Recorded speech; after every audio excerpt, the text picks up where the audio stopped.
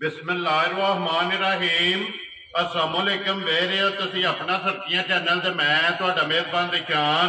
भरावां बते रोजाना की नवी तो नवी तो अच्छी वीडियो लैके हाजिर हो गई। उम्मीद करना इंशाअल्लाह भरावां नूं वीडियो पसंद आउंदी है। वीडियो नूं लाइक भी कर दियो, वीडियो शेयर भी कर दियो। सब तो पहला अपने चैनल नूं करना सब्सक्राइब और बेल आइकन का बटन जिहड़ा जरूर दबा लेना ताकि साडी आवन वाली नवी तो नवी वीडियो जिहड़ी है भरावां तक आसानी पहुंच सके। वीडियो जिहड़ी बनाउण लगे वीडियो इस तरह है भाई शायद नवाज की वीडियो इस तरह मेरे नाल मौजूद ने जिन्हें गलबात करनी है ना, क्योंकि अज की वीडियो के ना एक ही वैडी है और वैडी जी है ना फरमैशी है। वैडी वेख लेनी है भरावां ने नजा के जो भरा पसंद आवे नंबर स्क्रीन से लग जाना है, राबता करके अपना सौदा जो जी फाइनल कर लेना। और वीडियो का एड्रैस इंज है कि जिला जो जी गुजरात है, तहसील भी गुजरात है, पिंड जो जी इन्हों का कोट कुतुबदीन है। लोकेशन इन्हों की इस तरह है किसी भी भरा ना हो गुजरात तो निकल के आ जाना शादीआल।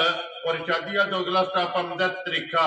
त्रिखे तो अगे तकरीबन जो ना 2 किलोमीटर तो बाद इन्हों का पिंड आता, यही इन्हों की लोकेशन है। बाकी अल्लाह पाक रखे खैर तो बिला तक जो वीडियो करने की शुरू। अस्सलाम वालेकुम जी। हाँ जी लाला जी क्या हाल है? अल्लाह का शुक्र ठीक ठाक, सेहत भी है जी बिल्कुल ठीक ठाक। लो जी लाला जी एक ही वैडी है, एक ही वैडी फरमैशी फरमैशी जी ठीक है। ਇਹਦਾ सुबह के लाए है लाया लाए है लाया जी ठीक हो गया। एक सुबह चुंगे चलो मजीद गलबात जी है ना वो तुहाडे को पूछ लेने करिए वीडियो शुरू करो। ते लो जी खोलो जी वैडी जी है ना एक बारी बलाल तक आए माशाअल्लाह जी लेने देने नसीब ने।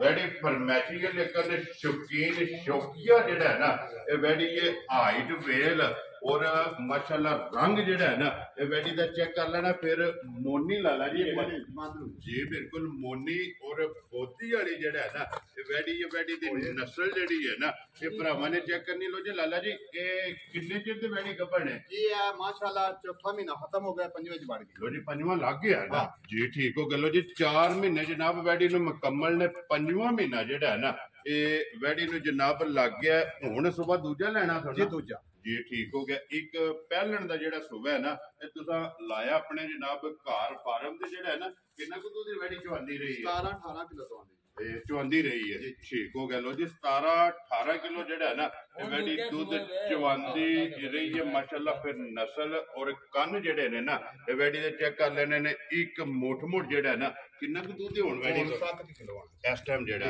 दोवां टाइम जी ठीक हो गया। मिलदी भाड़े ही है बंडा चौका जी ठीक हो गया। हलन नहीं लगी है। लो जी 7 किलो दूध जनाब हाजर मुक्या। 4 महीने मुकम्मल हो गए ने। पंजवां महीना जेड़ा है ना इस वैडी नूं लग गया तो माशाअल्लाह लाम और हुसन जेड़ा है ना वैडी का चेक करना। उत्ते बनो जी एक बार बलाल नूं जेड़ा है ना खाने चेक कराण दिओ, लिबास चेक कराण दिओ, मुकम्मल जेड़ा है ना ये तसल्ली कराण दो। लो जी लाला जी हुण बिस्मिल्लाह पढ़ो जनाब।